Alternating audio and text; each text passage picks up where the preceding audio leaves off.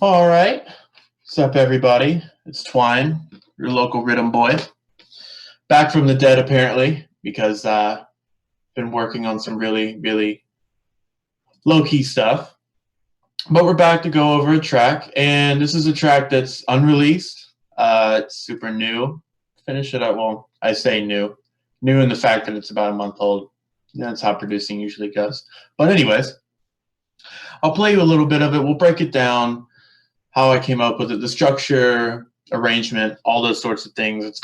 I figured I'd choose this one because it's got a lot of the qualities that I put in all of my tracks anyways. So we'll start off. I started this making kind of just a trap beat with, I don't know, these oriental samples in here. So about these brass samples, let me play them for you.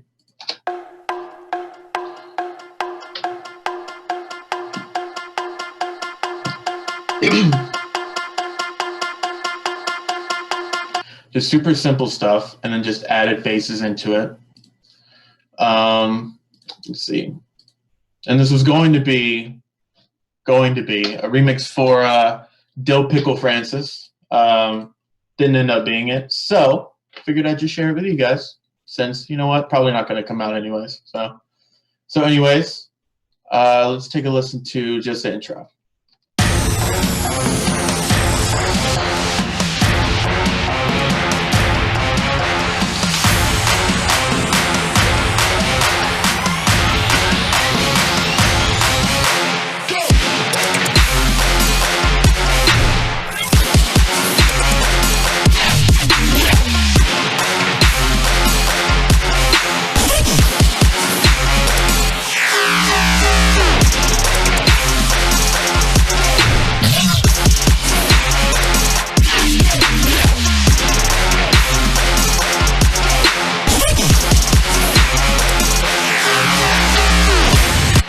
So, like I said, really simple and straightforward.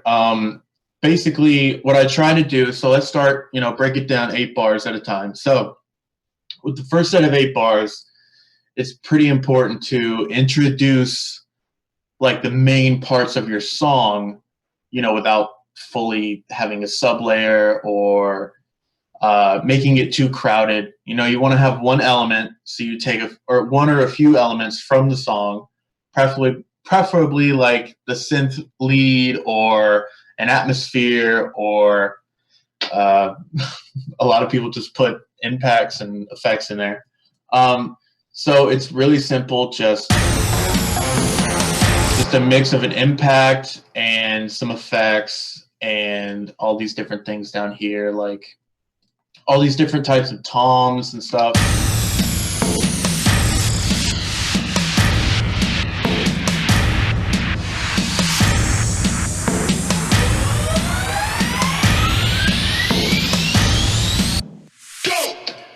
Literally it. So that just fills it out. And so I've noticed you can make these kinds of intros with like low end in them. It's not like you have to cut out all of the low end and have no sub in the beginning.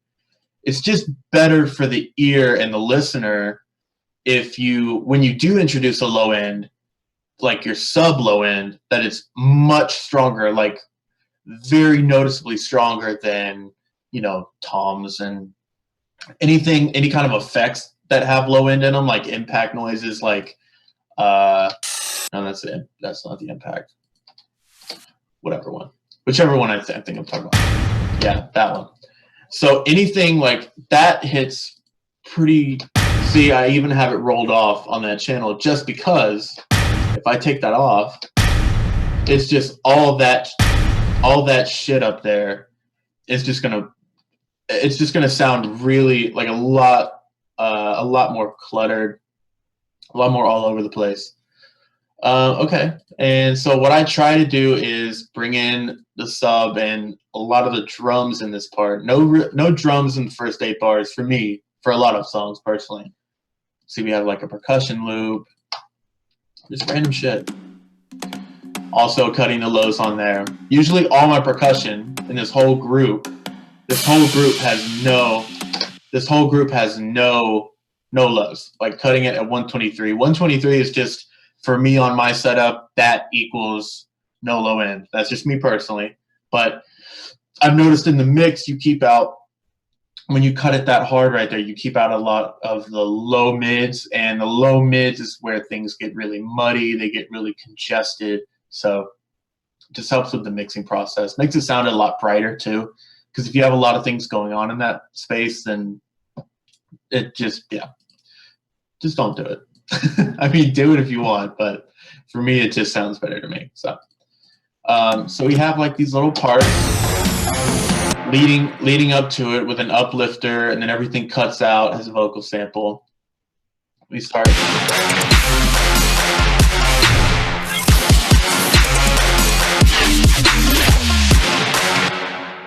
Okay, so always rolling off. This is actually a little bit higher than I usually roll off subs, but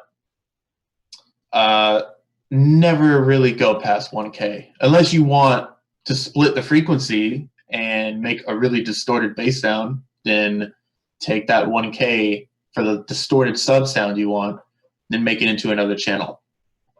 Again, this is like, this is probably going to be really preachy about the low end, but that low end has to be clean. Like, especially if you're going to try and play that live, that's where it's really noticeable. So I always try to keep the low end as clean as possible, as smooth as possible. So you can distort it all you'd like. I mean, like, I think on another project I had so many distorted subs, it was fucking ridiculous.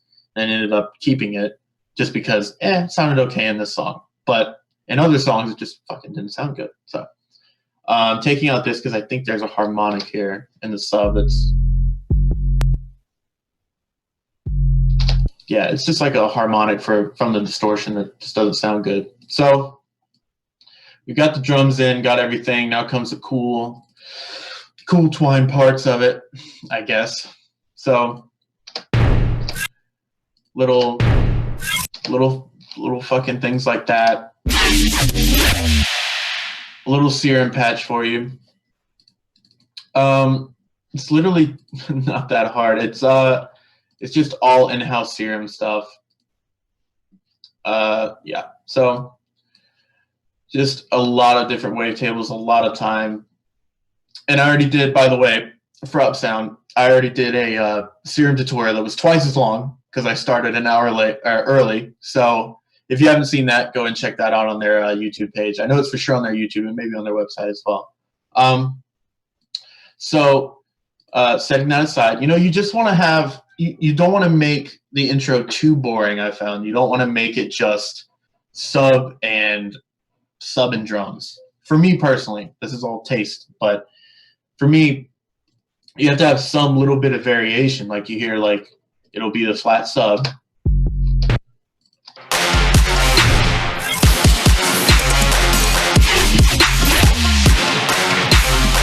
And then you just throw in little variations. And at the end of the bars and stuff like that. And that's just a resampled bass that just did a little bit of fuckery with.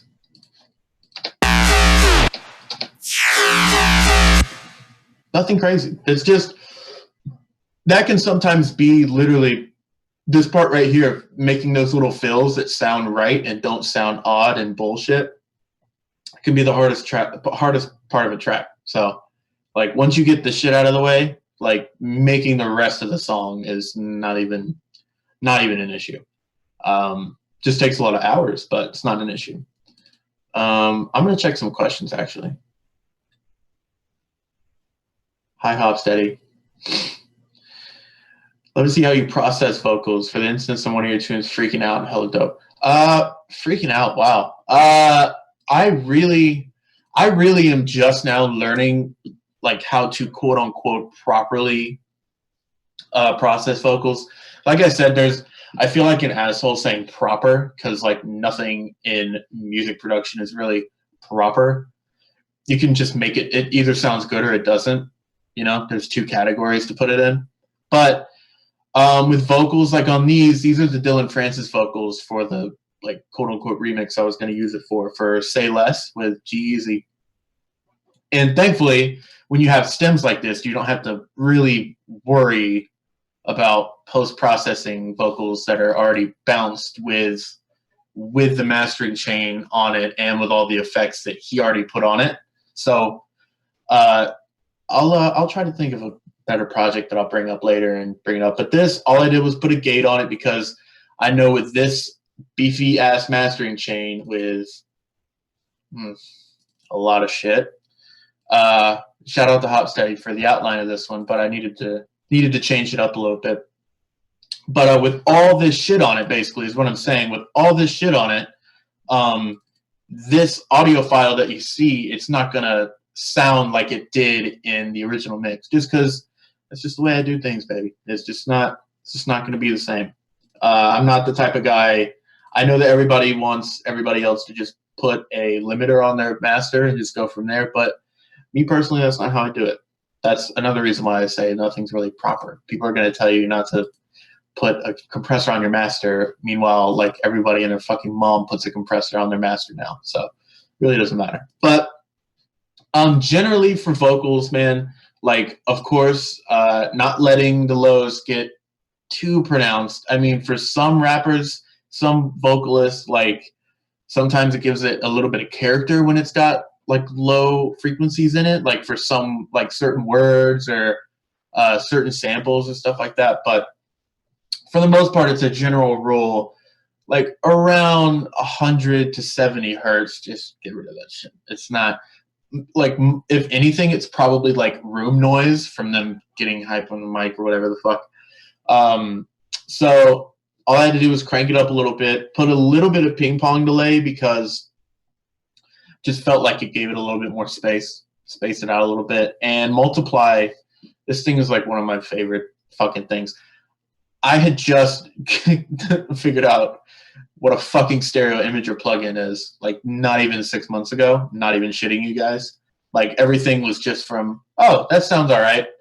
That's why I say, like, it doesn't matter, like, looking at a spectrum and being like, oh, this isn't supposed to be there. It just fucking, if it sounds good, it sounds good. But anyways, Multiply, it's free. This is free, by the way. It's a really great stereo imager.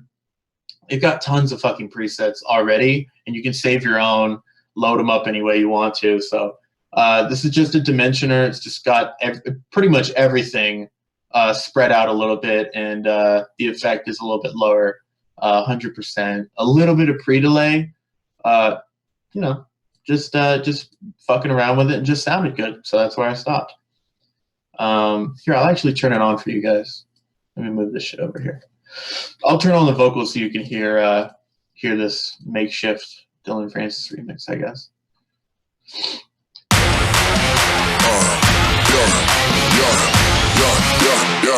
Die line with the boom pow. Every week now I switch to a new style. 212s in the back just blew out. Everything I do end up in the news now. Yeah, lead a club with a few now. Just some Hollywood girls and they do chow. I'm drunk in the mood now. 2 a.m. What you wanna do now? Like I said, like the stem was already great to begin with, so not much I needed to do to it. A little bit of vocal shouts in the background, which I think, yeah, I turned off. What were those? I don't know. I don't know what that is. Probably something from a meme video. Unique way of making sounds. Any filter tricks, LFO tricks, resampling techniques? I honestly, to be completely honest with you, it's been a long time since I've made like, since I've taken something and like resampled it completely. Other than this little piece, that little bass that I showed you guys earlier. It was from a pack, and I took it and, you know, pitched it around, put some effects on it, and filtered it, stuff like that. I mean, thankfully, if you're in Ableton, little Ableton tricks, I say keep the resonance down because it'll easily make your master peak and distort and clip. But hey, if you like that shit, then go for it, dude. If you like it real fucking distorted. Are you processing your drum group? Drum group and sidechain. Let's see if I can knock these out. Okay, so how I personally do it is up here. Everything I do is in MIDI. Now, for me, it's easier that way because one, I'm always, I don't know if it's OCD, but I'm real cognizant of like when you put a sample down and you don't want the tail to play. But if you just copy and paste like audio files, sometimes like little chunks of audio will be copied over and shit like that. So, and plus it's just easy. It's on a grid. So if I wanted to do 1x32, I would just fucking double click them in there and I'm good. So, but I don't do like a crazy amount to my drums. Not even really compressing them unless it's like an on like each drum basis, like for this, for each kick and snares, generally for me, you want to keep them mono. You don't want to have a totally wide kick at all. You don't want to have a totally wide snare at all. For one, it makes it sound phased out if you make it totally stereo, and especially on like sound systems that only play mono audio, which a lot of cars, a lot of like electronics you wouldn't even think of, like only have mono outputs on them. Maybe not so much in 2017, but a lot of them do. And these are just random. I mean, like I have a few drum sets and drum racks that I like will load in for each project and start like adding some in, taking some out. It all starts from a template and I go from there. Just random hi-hats, some stuff. Like I'm so like on per session basis that I'll fucking put hi-hats in here and you won't see anything for those. Like I'll put drums in here that I eventually put down here in my percussion section that just don't match up. Like why would you fucking drag the audio over to here when you have the same thing in a MIDI thing? Don't ask me. It's just fucking, you know, you get really high sometimes and you forget. So yeah, and there's not really anything going on with the sidechain other than how I have it routed is I have the same exact drum kit, the same exact MIDI and MIDI files. It just makes it easier if you you go here, then you'll control, click, drag it to whatever channel it's going to be your sidechain, and just keep the parts that you want to be ducked. So, like in this one, I have all the drums that you hear in the track. In this, you have the kick, and you have the trap snare, and you have the dubstep snare. That's it. That's literally, and then you just, so each of these groups, like for the bass, this compressor is sidechaining audio from SC, sidechain.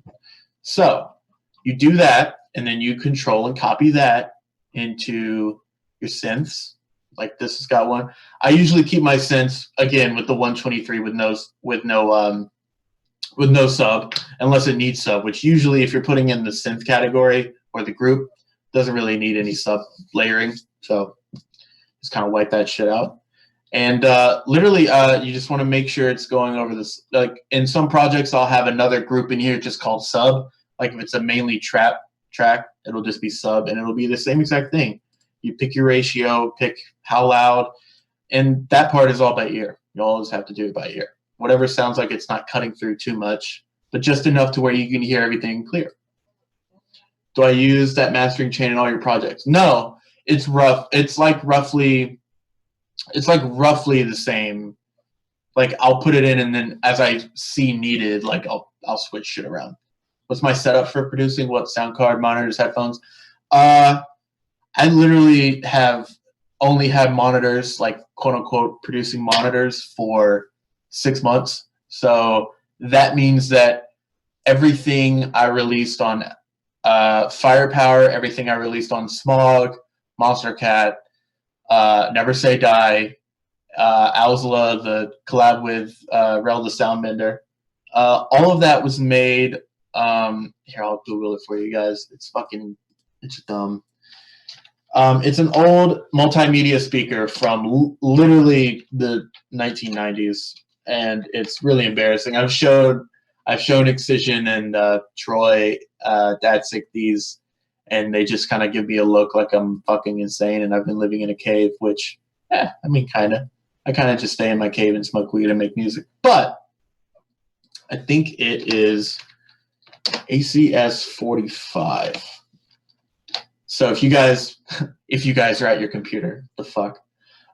So you can Google Altec Lansing ACS 45, and that is the setup that I made every Never Say Die EP on, literally every release before, I want to say Roadhog, and the Shinedown remix that I did. That's literally, so like this whole notion of like you need a great setup to make great music is just bullshit. I mean, I always think about the story that someone told me about Will from Cone Sound, one of the members from Cone Sound, that he's been using the same headphones that he started out on, and I think they're 15 years old by now, or probably more. I mean, I've heard that story I've known that story for a long time. So it just doesn't matter. It's whatever fits your ear. Like he knows what it'll sound like on other things, so he knows how to make it sound for his speakers, right? So anyways, I'm just looking at the pictures and slapping myself in the face. So yeah, but the setup is literally just, I mean, it's 2 Rocket 8s and a Focusrite Scarlett interface that I'm hooked up to. And that's it. I mean, like, the computer is nothing crazy. It's some cyber-powered PC that I bought, like, just for $1,000. So, favorite sound banks for drums? I don't really. I try to make as many, like, quote-unquote unique drums as I can, like taking different layers and layering them. One, because it just makes you feel good, because you know you're not having any guilt about quote-unquote stealing, as these kids say, stealing any drums. So I try to make as many as I can. I mean, there's some good packs that I can recommend. I can't remember what the fuck its name was, but I know that Minesweeper sent me one with a bunch of dubstep snares, and I just took, like, pieces from it. I take the tail from one and, like, just put a fucking like 200 hertz on it or something. Or now it's not even 200 anymore. Now it's like 160. Everybody wants, like, a low fucking kick snare thing. Let's see.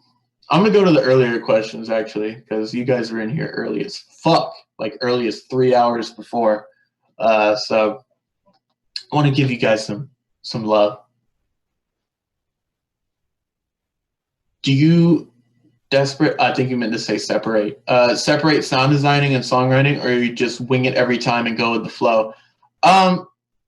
It'll depend, man. Like, some days, and I appreciate you asking your question, because you said you were in class and you're gonna miss the stream. Well, you'll be able to watch it on YouTube, hopefully, and hopefully you glean something from it. But it depends. Like, there are days when you turn on the computer and you can't fucking write anything for shit. Your sense of melody is just all shot, and you just end up in Serum all day making really high-pitched, annoying sounds. And then you go, yeah, I saved about 5 presets. That'll do.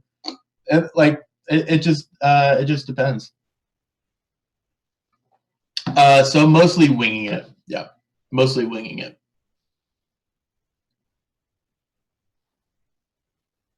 How do you go about processing sub bass and drums? All right, cool. I answered that without even fucking reading chat. Nice. 1 point for me. Can you show us your master chain? Yeah. Sure thing, boy. So, you want the secret to fat rhythms, dudes? Just fucking compress it until your speakers want to cry, pretty much. So, multi-band. On this one, it's full tilt, fully tilted, fully triggered.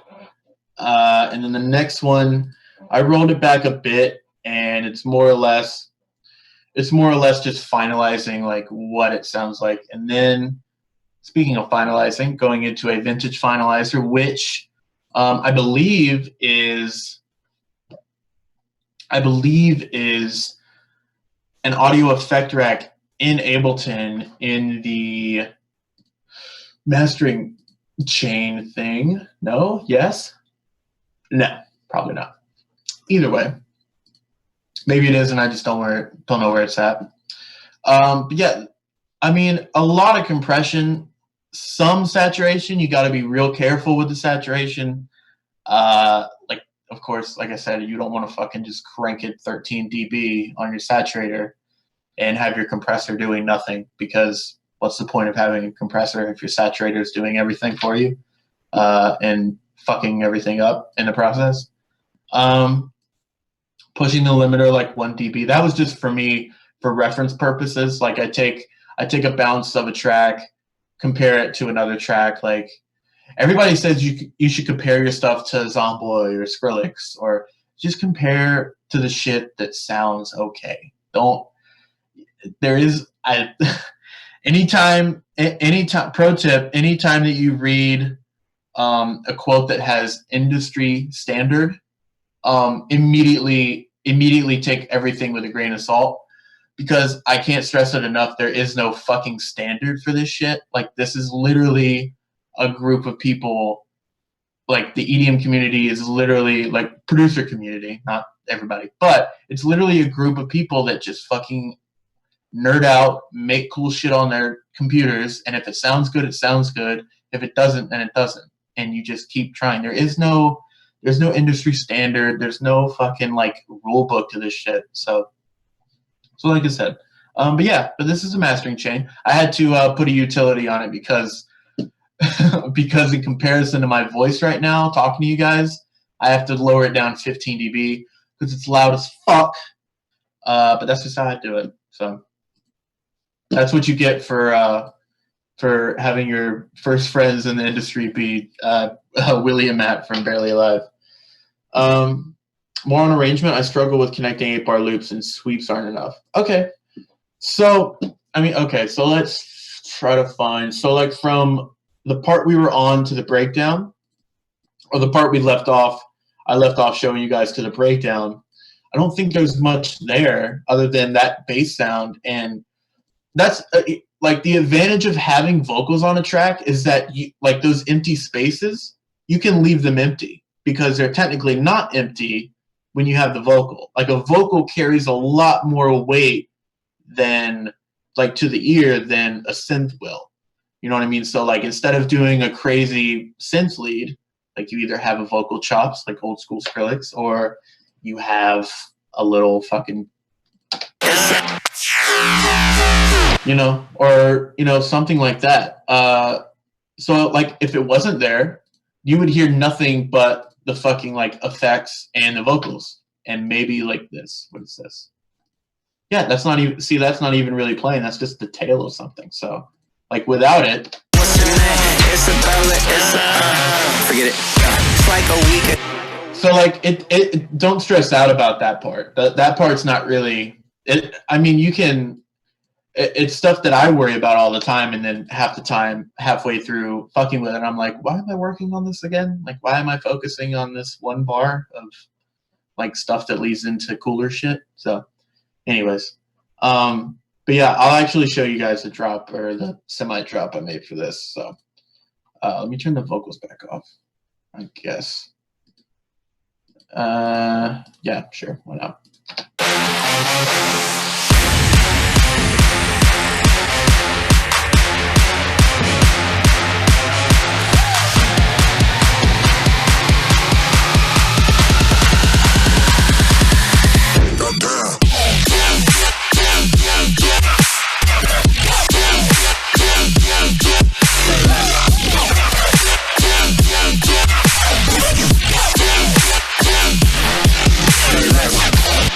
So, V dubsteppy, V heavy. But yeah, so with this one, I kind of modeled the drop around these vocals right here, the little vocal shots. Say less. So they're supposed to be in the empty spaces. So like if I turn it back on, you would hear. That's why I did it mid drop. So Say less. Stuff like that. So with the build, if you want me to go over the build is literally just what I do is, I mean, it's the KISS method. Keep it simple, stupid. So like as simple as you keep it, the easier it'll be, especially if you're like intending for it to be played at clubs. The easier it is most of the time. Again, there's no handbook on this shit, but most of the time, the easier the arrangement is for a DJ to mix it in, the more times, I'm really hungry, and the more times it's probably going to be played, because who wants, like in a DJ shoes, who wants to be sitting hovered over a CDJ being like, oh, where should I start it from here? Should I go forward 8 bars? Should I, like, if you fucking take out that problem altogether and just be aware of your arrangement, then, and usually everything goes by 8 bar increments. I'm not saying every, like 100%, but I've found that 90% of DJs either go in with, they'll start the next track 8 bars in, or 8 bars before the part that they want to come in of the second song that they're mixing in. So that's why I say the interval of 8 is so valuable. So all I did was copied over the synth with these little brass samples.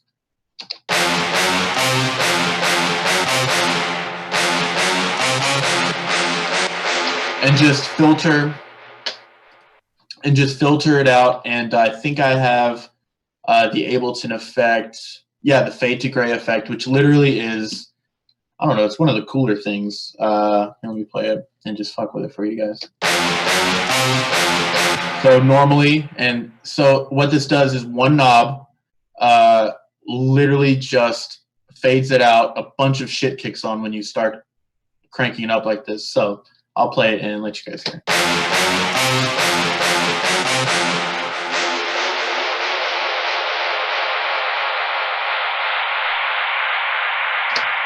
Right? So you don't have to get that extreme with it. That's just how far it'll go. Like, and that's a secret weapon I've been using on build-ups and breakdowns like for years now.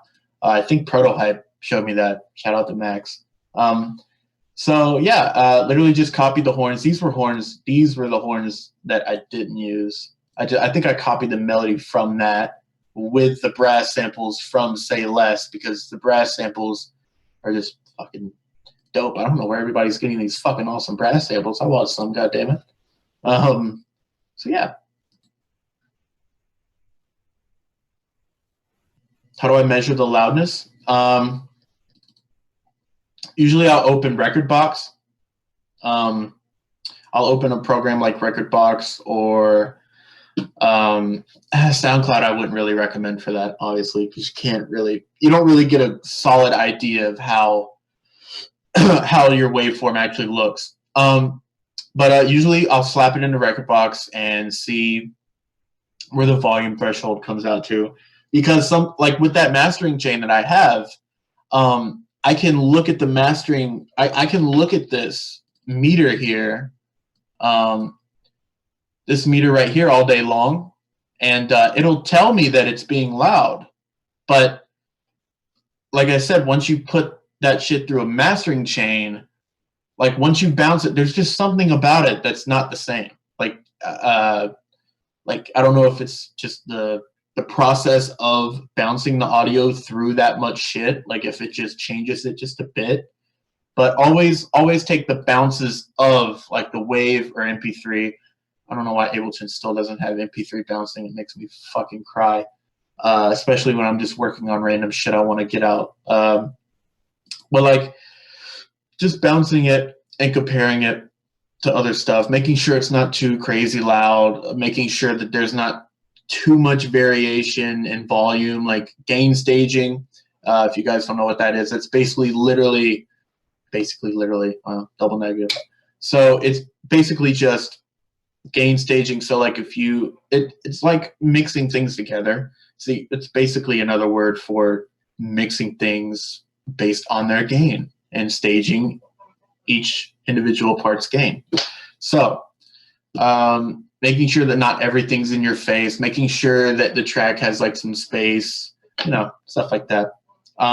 Yeah, generally I can't really tell and hear how loud it'll be, but once I bounce it, like usually it goes back. Look at the FX for the buildup. Yeah, sure. So the buildup effects, literally I will just grab anything, start putting it in, and if it sounds good, then cool, it fucking sounds good.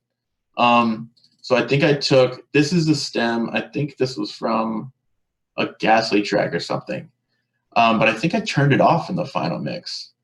I think in the final mix I turned it off, but it's still in there for some reason. That's, again, the reason I use a lot of MIDI is because sometimes I'll just put audio shit in there and it'll just sit in there for no reason. So we have just a lot of impacts, a lot of fucking impacts to signal a breakdown. And let me solo it for you guys so you guys can hear. So this is the effects only. Let me turn the focus off.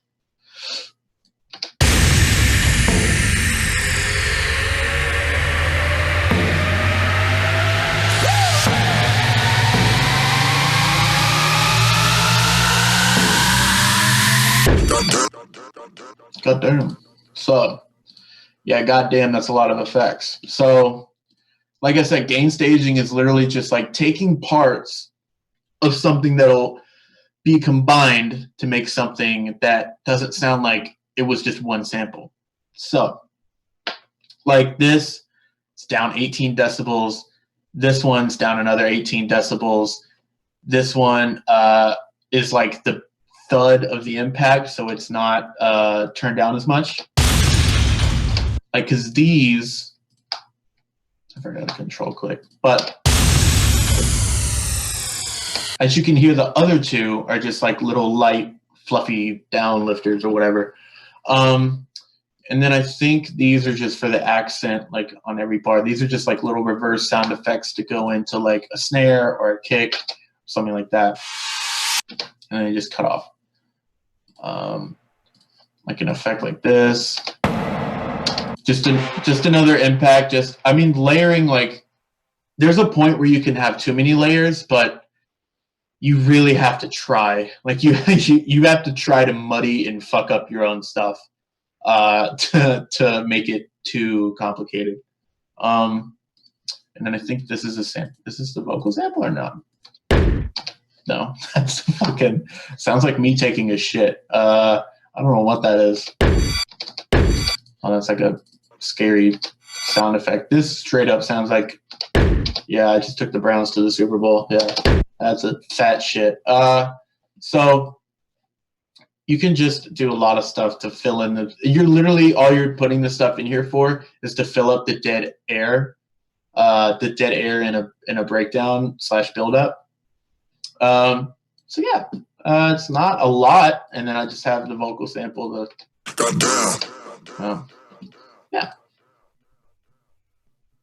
What do you do if you can't find a pre-drop? Pre-drop vocal? What do I do? I don't know if it's the dubstep producer in me, but like some way, somehow I'll find something. No matter if it's if it's a vocal or if it's a gunshot or if it's me taking a shit apparently in this one down here. Yeah, I'll find something, whether it be a turd or just something. It's only really there to break it up even more. Like, it's more of a signal. Like, if I find it as like a signal to the listener that something, like, of course the buildup is a big fucking signal that something is coming, but that's to really shake up the buildup. So you have all this noise going on, and then it just drops. You just pull it all back down, and then you let it back out at a drop. So may want to unmute everything. Yeah, so it's literally just things build, shut it down for like a bar or however it fits into your song. Could be a little bit longer, could be shorter. Cut it back down, and then you bring it all back up with the drop hit, or with the first kick of the drop. And usually that's why a lot of people do like bass hit, another bass, or whatever the fuck, you know, whatever the typical rhythm bass line shit is. How do you get the drums so tight? Are they hella tight? Do you think they're hella tight? I guess the secret is the side chaining. The side chaining and layering with percussion, because if I go back here, I'll play you just the drums with the percussion. So this is this part up here, which has, what is it going on? So it's got a clap in the background, a cymbal that hits on the snare, a little open hat, and the kick in the snare. That's literally it. And so down here is like all the little tiny, these are like all the little tiny things, the little tiny effects, little shit like that. Let me open them up. And so these are just like, this is, like I said, I don't know why I'm burping so much. I'm drinking water. You really have to try. You have to like physically try to like make it sound too cluttered.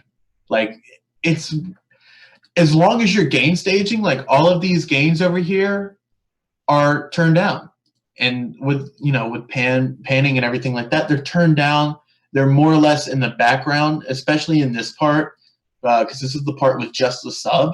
like I said, it helps fill out the song, helps fill out that dead air. You don't just want to have a kick and a sub and like a synth playing, and then there's no like accentuating parts going on to complement it. So here yeah, those are soloed. So yeah, this is just the drums and the percussion.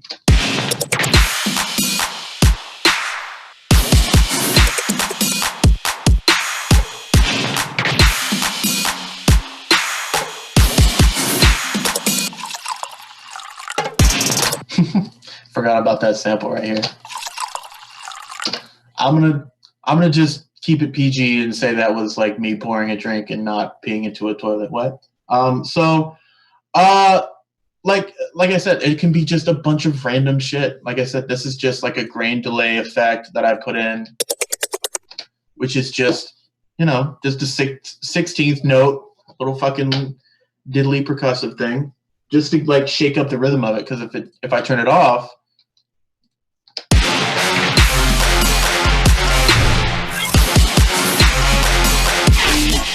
so like, I don't know if it's you guys, but to me, it sounds like it needs something like a little fill in there or something to keep it upbeat, keep it 1, 2, 3, 4, and not so 1, 2, 3, 4. You know, so that keeps the energy level up. And a lot of these effects do the same thing. A lot of these percussion things do the same thing. I think I turn these off. I wonder what they are. See, we're learning stuff every day, guys. You're learning it with me right here. It's just the most random shit.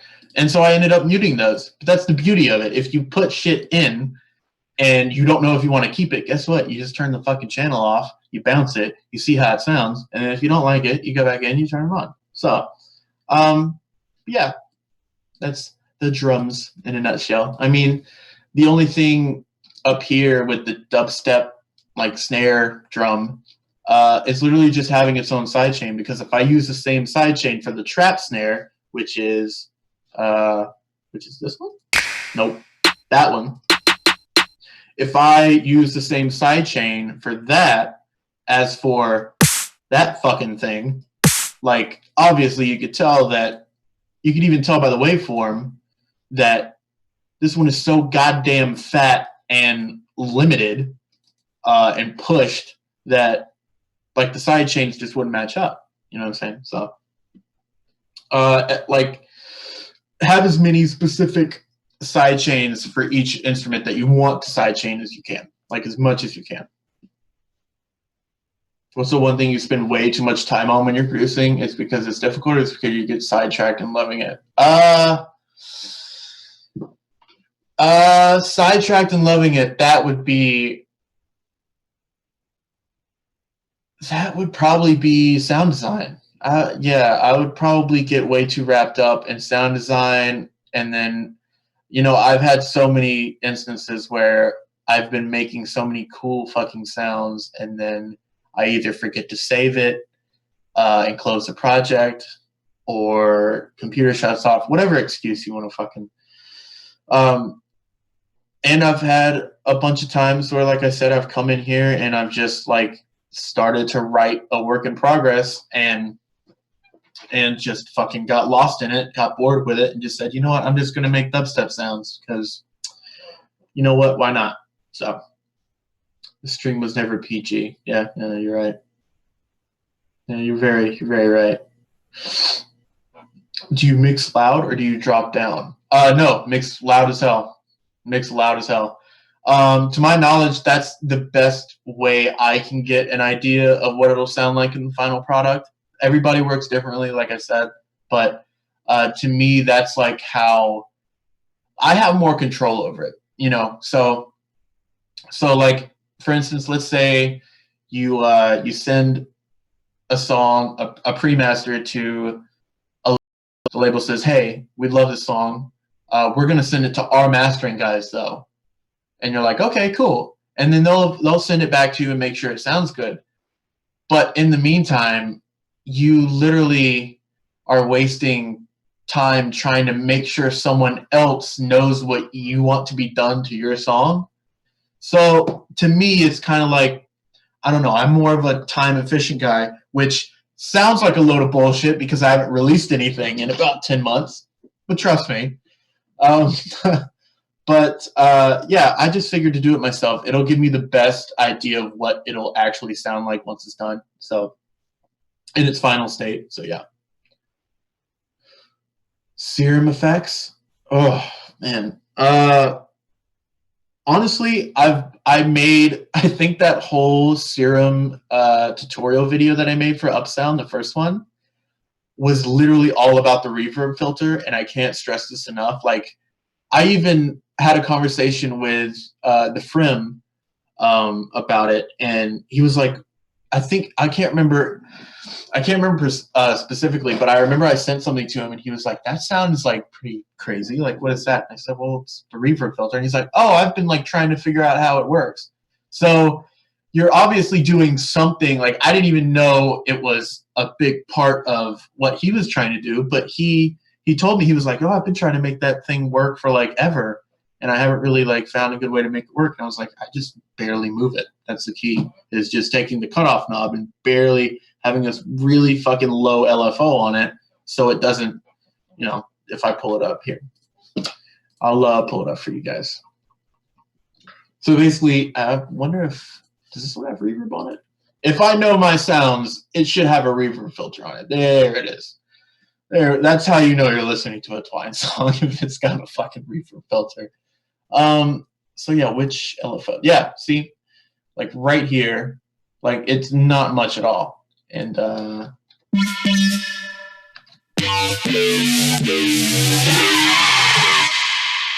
it's ridiculously slow, but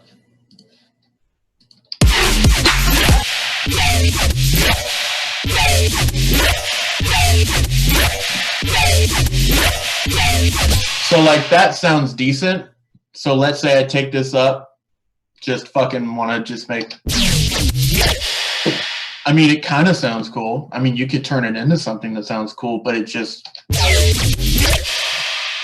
makes it just ridiculous. And a good trick with a reverb filter as well is to take that same LFO, put it on the mix, because I found if you just leave the mix up like this, I don't know if you heard it, but that little end part, the little like, that little cling sound at the end, it can be cool, and you can resample that and use it as a bass. That's sometimes what I've done. But it's better that when the LFO ends, like I usually take the envelope LFO and just put it on the mix, because once that note stops playing in my MIDI, that's when I want all of the sound to stop. That's when I want everything to turn back off. Because if you leave it on, you get that little extra like stuff, and sometimes it'll hit at the same time your other basses hit, and it'll be, like I said before, you got to protect that low end. So if the low end from this patch is fucking with another low end part of another bass, then, you know, be a lot of bullshit. Does Firepower Records have a mixing and master engineer who takes care of all that? Every label does. Every label, to my knowledge, has someone, either if they work for them specifically or if they're a third party. I mean, they always have somebody that they can hit up and have it done. Because a lot of artists do the process that I was talking about just making a pre-master and just letting everyone or letting someone else do the work of mastering it. Like, I've had my friend Fed Up. He's mastered several of my tracks, and he just does it because he just, like, I think a couple of tracks I made, a couple of remixes that were for like the Shinedown remix, that was for Atlantic Records. So I felt like it had to be a little bit more quote unquote professional. So I had a pre-master version, and then I had my master version, and I ended up using my master version. So it's like I said, I went into it intimidated by it, but it really makes no difference unless it sounds good. Favorite serum effects. So yeah, that'd definitely be the reverb filter. I haven't really found any more tricks with the serum effect stuff. I've just been fucking with wavetables and like making my own wavetables and stuff like that. That's been like stuff I've spent fucking hours on. How do you keep dynamic and loud at the same time? Drop like louder remix from Kill the Noise. Dynamic and loud. I mean, you can definitely achieve those things at the same time. Usually the consensus is that like if you compress it and try to make it too loud, you lose dynamics. I'm not a deadmau5 type of guy. I'm not going to be like, oh, it has no dynamics. It sounds like shit. Where have the dynamics gone? I hate 2017. I don't give a shit. If it's like I said, I will say it until I'm fucking blue in the face. If it sounds good, it sounds good. So yeah, I'm not like crazy like knowledgeable about like keeping dynamic and loud. All I know is that the mastering chain that you see here. Sorry, I had to go back to Chrome to read your questions. But this mastering chain that you see here, this is basically it. And this is the older one, and it's even more simple. It's literally just a multi-band compressor that's turned down very low percentage. This one's turned out medium percentage, and a saturator. Just barely like pushing it over and giving it a little bit more high end. Like that's, I mean, and it really, to me, it's a mastering chain where I could ride the fence. I could ride the fence of it being dynamic still, not being super dynamic, not like a Trent Reznor track or a deadmau5 track, but it doesn't sound like it's being squashed under a fucking compressor to the point where you can't make out what's what. How do I make my tracks translate from laptop speakers to PA systems?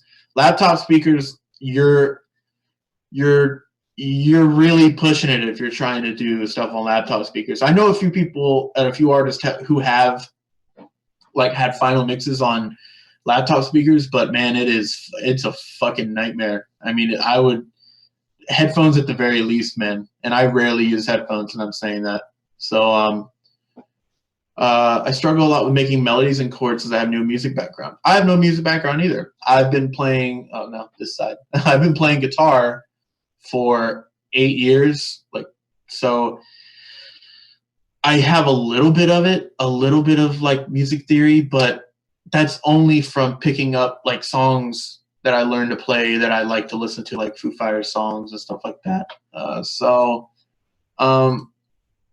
yeah, music theory isn't needed, man. Like even I remember watching an old deadmau5 thing that said, and he doesn't even know string theory. Wow, good one. Haha, meme. Even he doesn't know music theory. He draws in MIDI notes, and if it sounds good, it sounds good. And then over time, you develop like you develop like a extra sense about it. So it's like, oh, I know that these 3 notes sound good in a chord, or I know that these 3 notes sound good if I wanted to make this type of chord, stuff like that. It's like a lot of the stuff, man, you got to put in the, I think it was Malcolm Gladwell, Malcolm Gladwell that wrote something, and it was about the minimum amount of hours is 10,000 hours to like actually get a grasp on what you're doing. And I think it's true, man. I think it's true.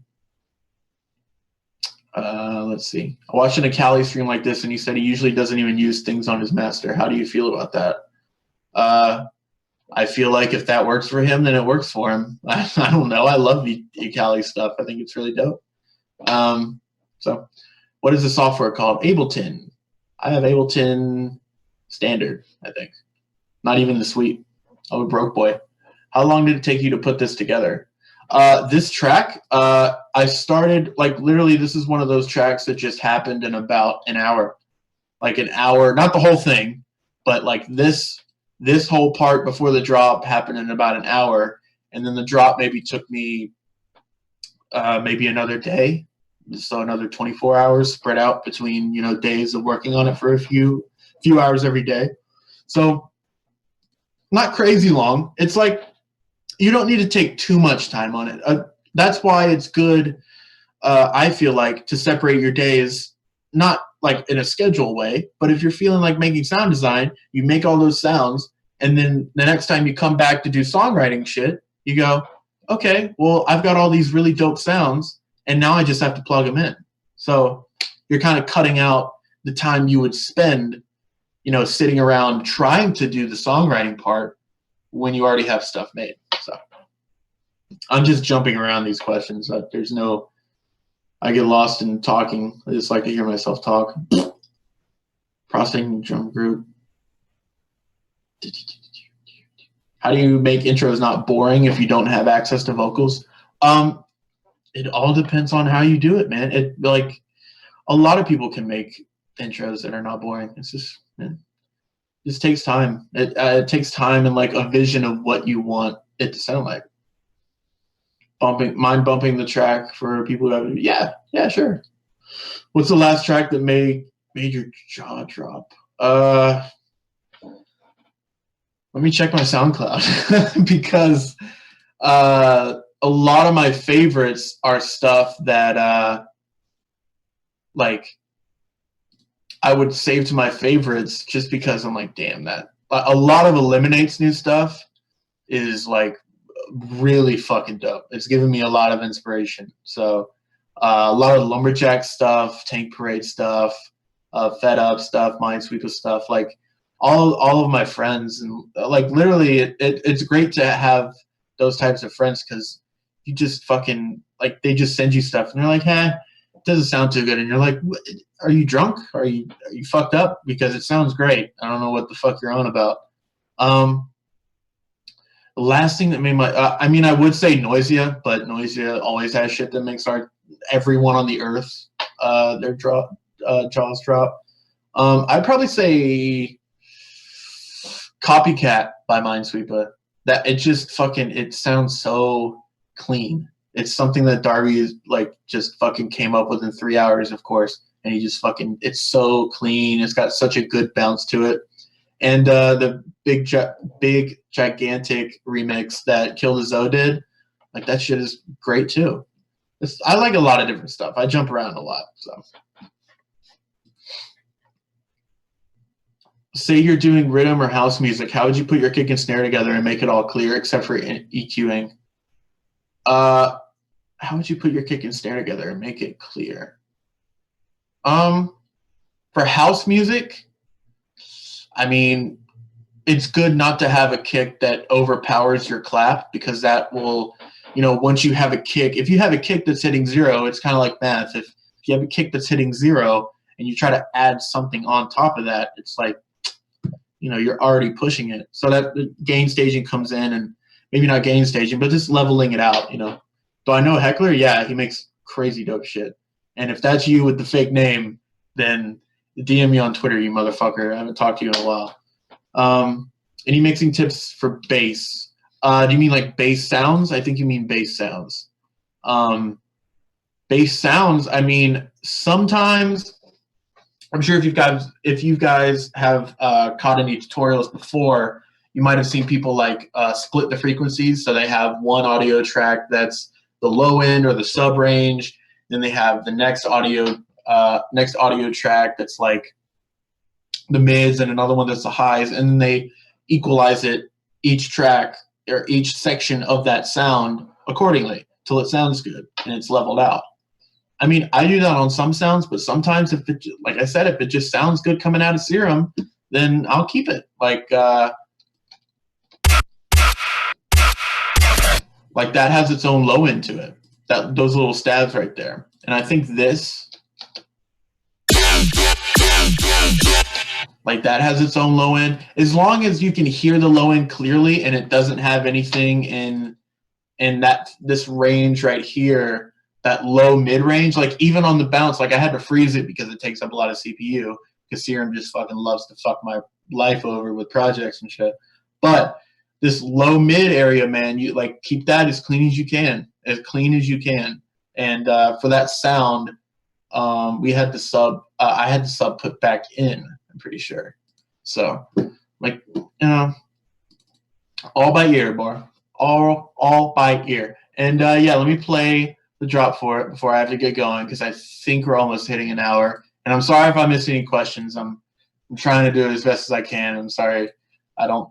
I'm not a TED Talk kind of guy or anything. So I'll back it up to this right here.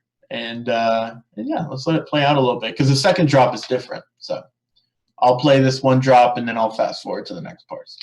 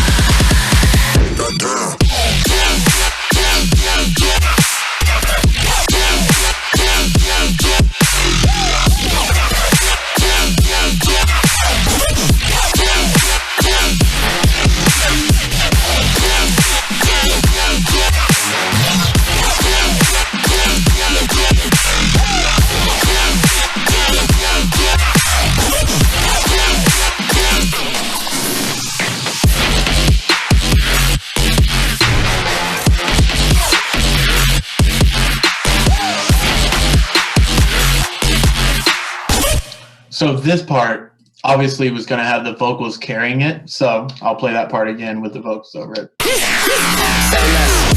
Hey girl, what it do? If you got friends, cool, bring a few through. No fun if the homies can't have none. R.I.P. Nate Dogg, shit is too true. And you know what I'm down for. Round 2, round 3, and a round 4. Move switch when she knocked at the front door.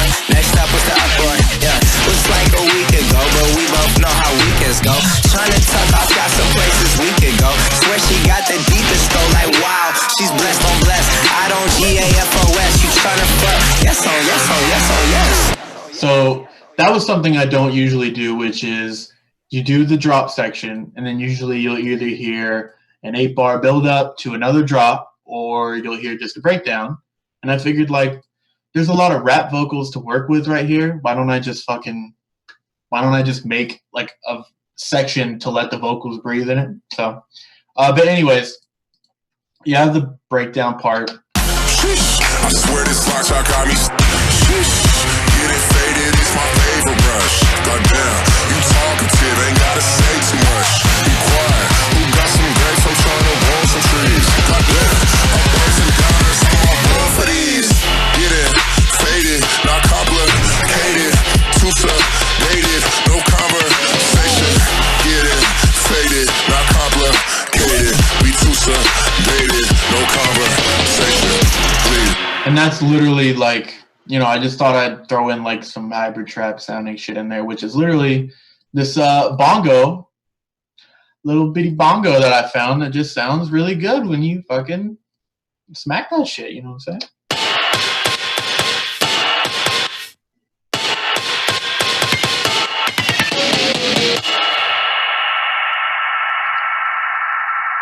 Oh, except for that reverb. Wow. So yeah, and this is all MIDI, and it's going, you know, following the melody pattern. But yeah, I mean, and just layered that with the 808 that I went over before. Same 808 as in the intro. Just bumped it up a little bit with the utility on this part to make sure it hit through. But yeah, that's generally the track, and a lot of that part too is carried by the vocal. So. Like even if I took that out, even if I took that bongo thing out,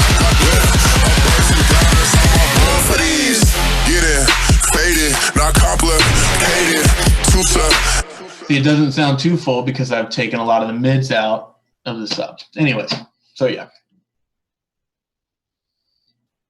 How and when did you start playing shows? Were you a local guy first before it started popping off? No, I actually was very lucky that I didn't have to go through like a lot of people in bigger cities like LA, Denver, New York, Miami, places like that. Usually you have to, it all depends on how you get introduced to it. Like I had just been making music for fucking, I don't know how long at that point.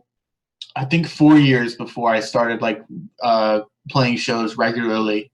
And it just, I just was in my room making shit, and I made the whole I remember I made the whole Firepower EP, the first one, the Absolute EP, and had all the music for the Smog EP, which came out like a few months later in the same year. I had all that stuff done at once. So I was just sitting around and still producing, and then all of a sudden show offers came in, and I said, okay, well, shit, let's go out and make some bread. But yeah, thankfully I haven't had to go through the whole rigmarole of like the being a local DJ, and I have nothing towards local DJs. It's just it depends on how you get brought into it. If you get brought into if playing locally is your in, then cool. I mean, it's literally about taking what you have, and if it works, then it works. You know what I mean? If not, then you'll want to try something else. So if my music didn't do as well as it did, I would still be driven, and I would still want to be like, you know what? I'll find some shows. I'll start going out to some shows. I'll start like getting in promoters' ears. You know, all low key, like, you know, possibly like bumping into one backstage or something, or bumping into one in the crowd, staying a little bit later because usually they're there after the shows. You know what I mean? So, however you can finesse yourself into the industry, you know, you just have to make sure you go balls deep into it. You know, half-assing shit is the way that you don't get you don't get anywhere. If you don't have the fucking stuff, if you don't have anything, if you don't, God, I lost my train of thought. I'm trying to look at chat too. And yes, Antonio brought up a good point. You can always book a one-on-one lesson with me on Upsound. Thankful to the boys on upsound.com for making that possible. If you just want 15 minutes with me, I think the current rate is $20 or $25. So 15 minutes, and whatever questions you have, it'll just be me and you in a Skype call. Be all close. Be all sensual with you. Count how many beats have you layered. Oh, I don't know. That's you guys. That's you guys talking to yourselves. Explain side chaining what you do. I'm confused when you duplicated your drum track. Okay, so I'll go over it a little bit because it is kind of confusing. I mean, like, so what I'll do, let's just take an empty MIDI track. Let's do this. Take an empty MIDI track. And so what I'll do is I'll take a drum rack. Let's say it's just fucking this one for this one. Okay, so what I'll do is I'll rename this sidechain, or SC for short, because I'm lazy. And then, am I selecting it? Oh, it's just a weird paint color. I don't know. The skin, by the way, I found I just searched Ableton Live skins, and there was a pack of 50 of them. And I was like, all right, cool. It's actually harder finding Serum skins than it is Ableton skins. So, or at least Serum skins that people want to fucking charge you for. So, go figure. And, nothing's free, even on the internet. So, I have this. So you have the side chain with your drum rack, right? So Control D, duplicate that shit. And then what I would do is rename this drums. And then I would go into the side chain and I would pick out what I'm playing in this right here. So let's say I took this.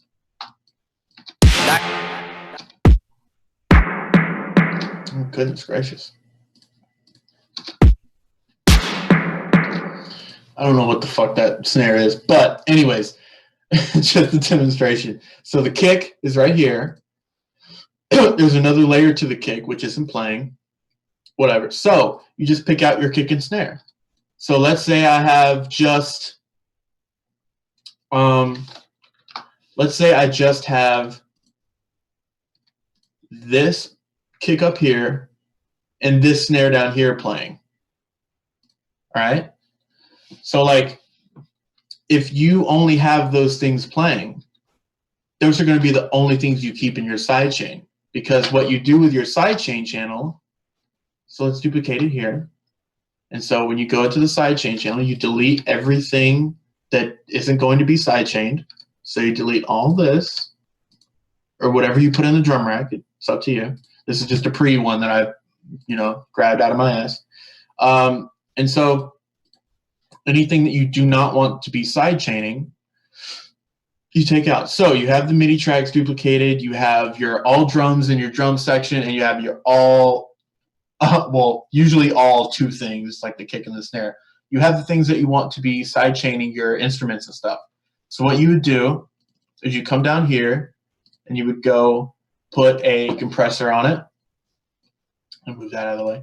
You would come down here, put a compressor on it, and then you would click sidechain. I'm going to minimize that one so it doesn't get confusing. You would click sidechain, and then you go audio from, and you would go up here, and see there's two sets of them in this project, obviously, because the second one. So the second one is one we're going to pick.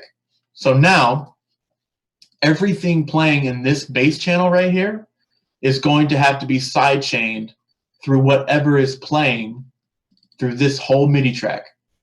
And so the only things that are going to be playing, because the only samples that are in there, are the kick and the snare. And obviously, when you do this, you definitely want to shut that off, or else your drums will double up and they will phase and they will sound fucking horrible. So you need to have that turned off. That's why this one's always turned off. And so yeah, anything that will play. So now if we solo the bass track, you can hear it ducking. You can hear it ducking the.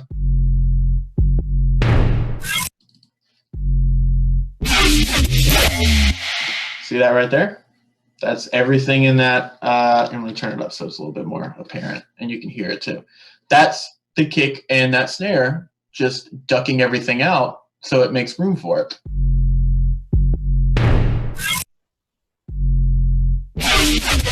Yeah.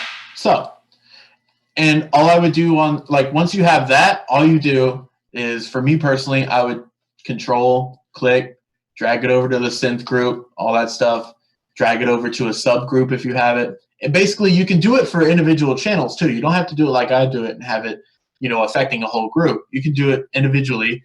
It just sometimes, for me, it takes up a lot of processing speed and shit. So I usually just keep it to that stuff.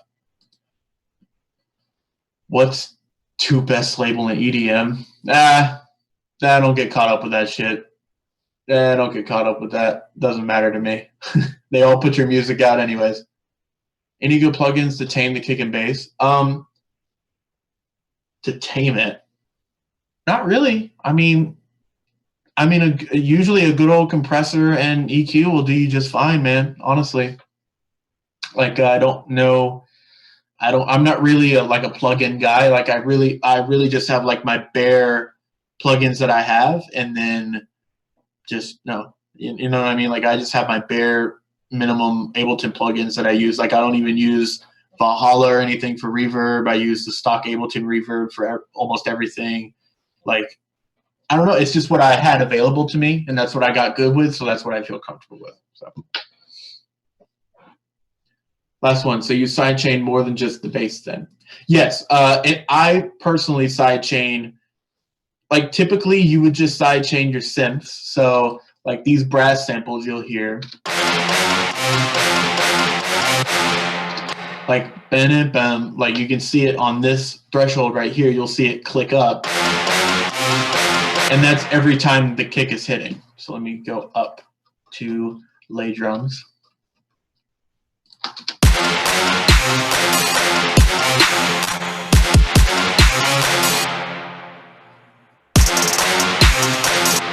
And so without that,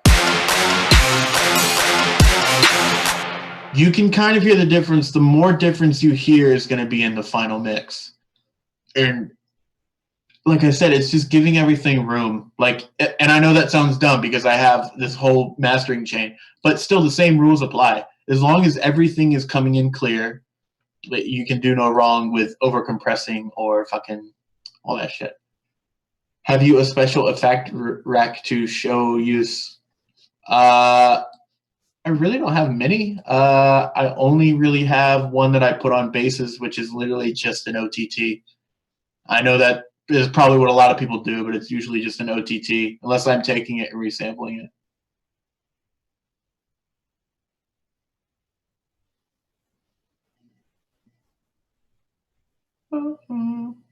Basic drop arrangement.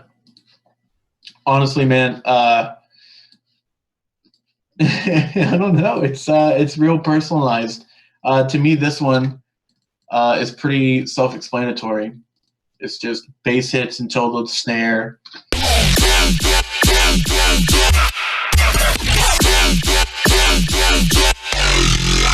You know, just a random growl. Oh, that's a sub for the growl. My bad. you want to chop up things. You want to have a hit and then a main bass line that carries out with another fill into it. So hit and then main bass line and then little fills. So the hit, that'll be the first hit, and then that is like the main thing, and then you have your little fills. Say less. Say less. And then you have just rinse and repeat, and then for the last bar, I'd throw in another sound. Say less. And the same thing over here.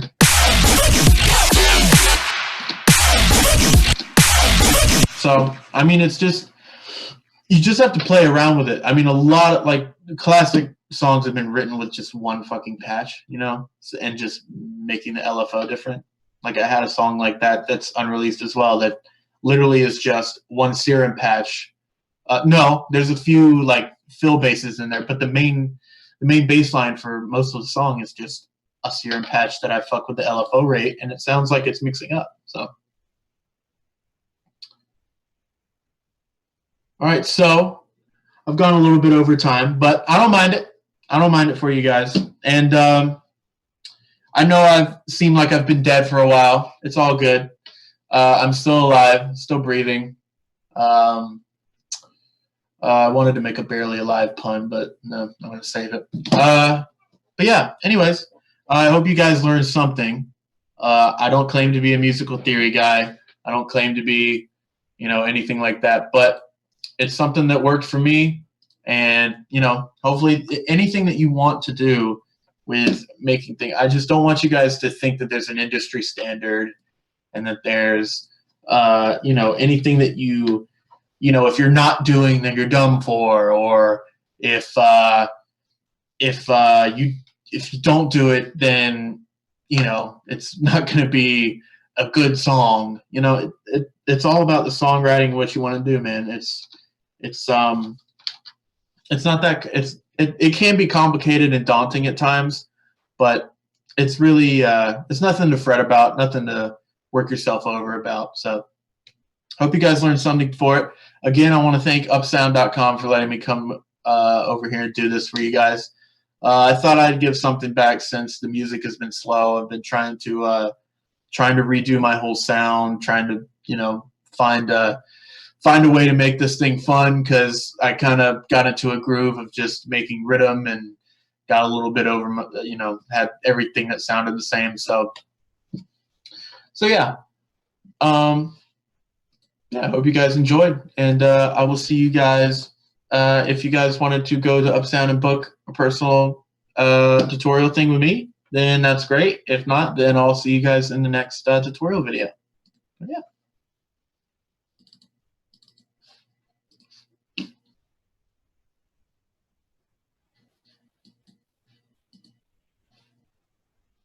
Goodbye, people of internet.